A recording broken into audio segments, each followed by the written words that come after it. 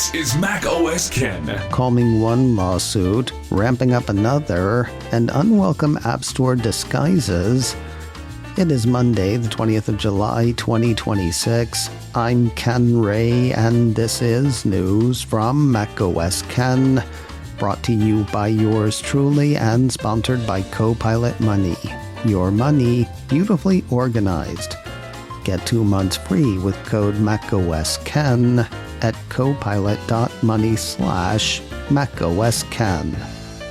This show is also supported by people like you, patrons through Patreon. Find out more and add your support at patreon.com/MacOSKen.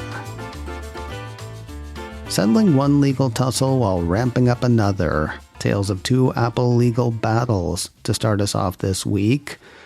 We'll begin with a piece from Bloomberg that has the Cupertino company in early settlement talks with the U.S. Department of Justice. They're looking for a resolution to 2024's antitrust case brought by the DOJ. Hitting the Wayback Machine, Bloomberg says the U.S. government sued Apple under the Biden administration amid a slew of lawsuits designed to rein in the power of major tech companies.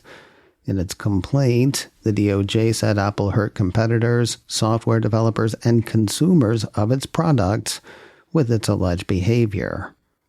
Joined by 19 states and the District of Columbia, Bloomberg says the DOJ's main allegations surrounded Apple's blocking of super apps, programs that include many applications within them like WeChat in China, in addition to discouraging outside messaging solutions, cloud streaming apps, rival digital wallets, and hindering smartwatch competition. Apple has actually addressed some of the complaints in the suit. Ways listed in the report include Apple now offering a mini apps program for developers, opening up its Messages app to the Alphabet-led RCS messages system, allowing cloud streaming apps, and opening up the iPhone's payment chip to third-party applications.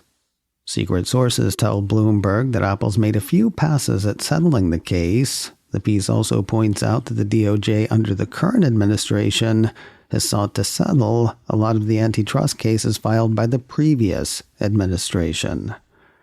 As for how settlement talks are going, we'll have to wait on that one. Neither Apple nor the DOJ offered comment for the Bloomberg report. As for the case that's being ramped up, Apple's apparently sent letters to about 40 former employees currently working for OpenAI. That's tied to the Cupertino company's suit against the former AI partner, filed a little over a week ago.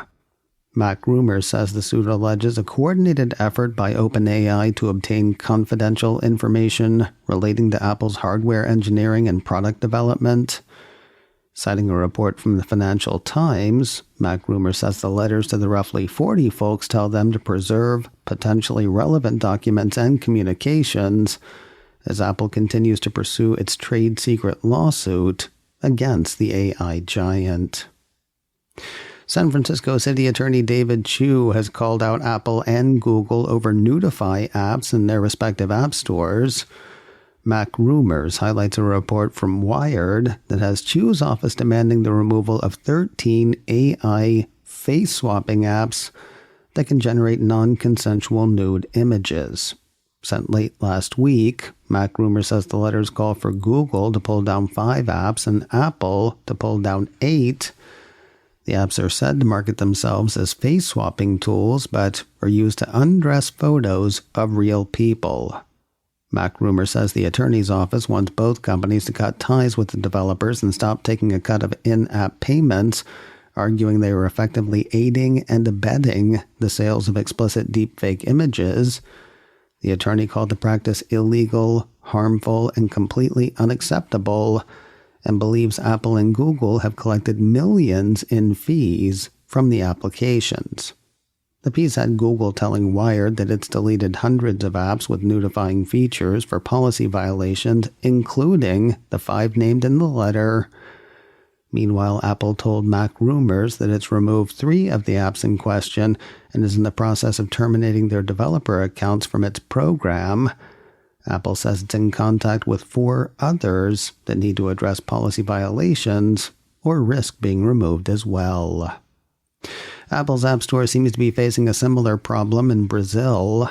9to5Mac ran a piece late last week saying an investigation it had run found dozens of apps that disguise gambling platforms as simple games and utilities. According to the report, a growing number of poorly made games is floating near the top of the App Store rankings in Brazil, and odd categories like travel and weather. Those turn out to be what are called jacket apps, or apps that front for other functions, in these cases gambling. Interestingly, the bad behavior seems to be localized. 9to5Mac says its investigation has uncovered more than 60 apps that behave exactly as advertised in their App Store screenshots when accessed virtually anywhere in the world, except Brazil. When opened from a Brazilian IP address, the same apps instead reveal online betting platforms, with one of the apps listed as the top app in the weather category when the piece was written. Not only is this not a new problem, it's not even a problem that's gone unnoticed recently.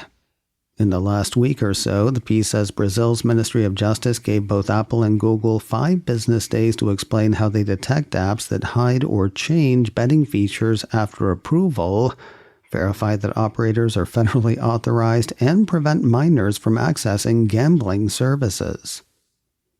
Well, at least the answer is easy. They apparently don't. Apple has not offered comment for the 9to5Mac report. More news in a moment, but first a word from today's sponsor, Copilot Money. Your money beautifully organized. With various cards, accounts, loans, and investments, it can be hard to keep track of our finances. Copilot Money makes it easy. Copilot Money tracks all of your accounts, your spending, your investments, and your savings automatically. The Copilot Money dashboard is your view to just about everything, letting you see new transactions, budget categories, recurring charges, and other transactions. And Copilot Money works where you do, with apps for the Mac, iPhone, or iPad, as well as a full-featured dashboard for the web. From managing the money you have to planning, tracking, and staying on track on savings, Copilot Money keeps you on top of your money. Right now, you can try 2 months free with code MacOSKen at copilot.money/MacOSKen. Recognized by Apple as a must-have finance app and as a smart way to save money, you can try it for no money with a 2-month free trial with offer code MacOSKen at copilot.money/MacOSKen. Copilot Money. Your money beautifully organized. Try 2 months free with offer code MacOSKen at copilot.money/MacOSKen. News of a new-ish Apple Store opening next week.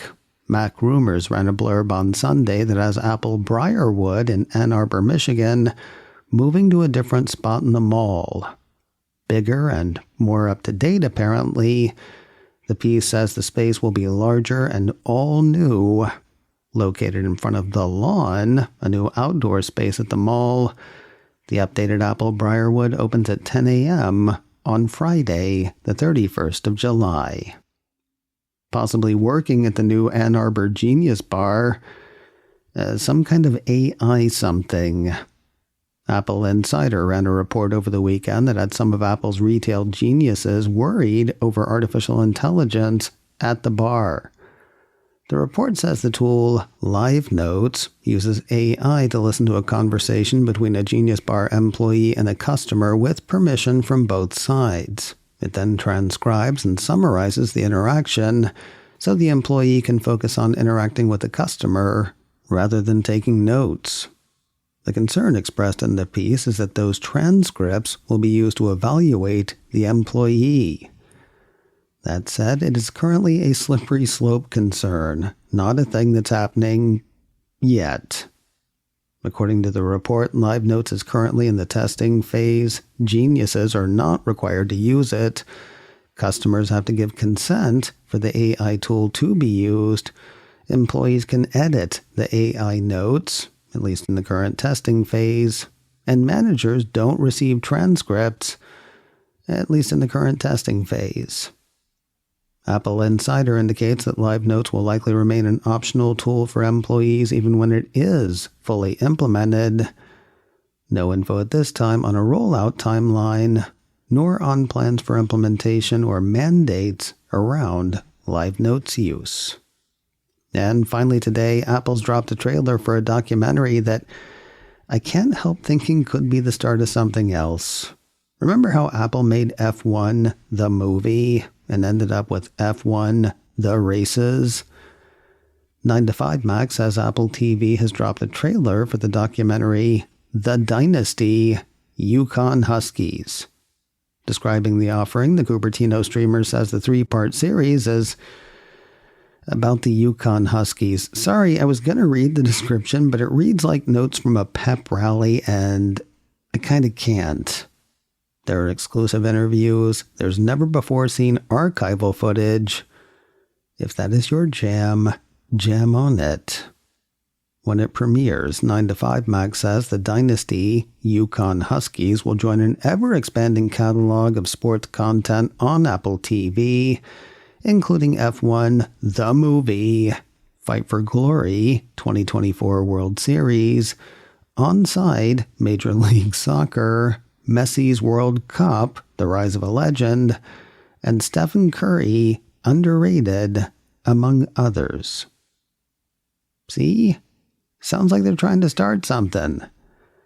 Like they want to be starting something. Got to be starting something. Or maybe they're just continuing something. The 3-part documentary, The Dynasty, UConn Huskies, hits Apple TV on Friday, the 21st of August. You can catch the trailer for it now on YouTube.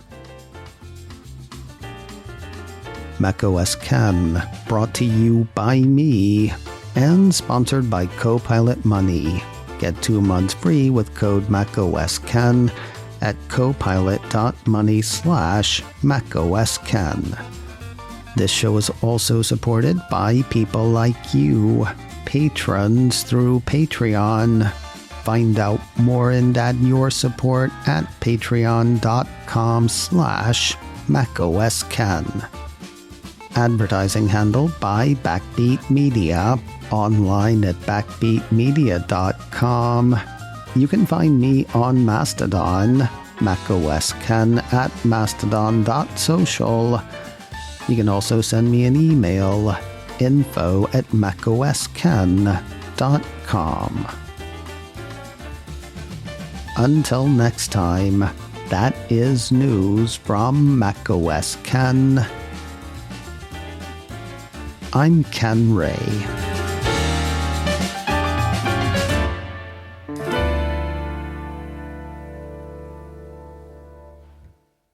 Ciao.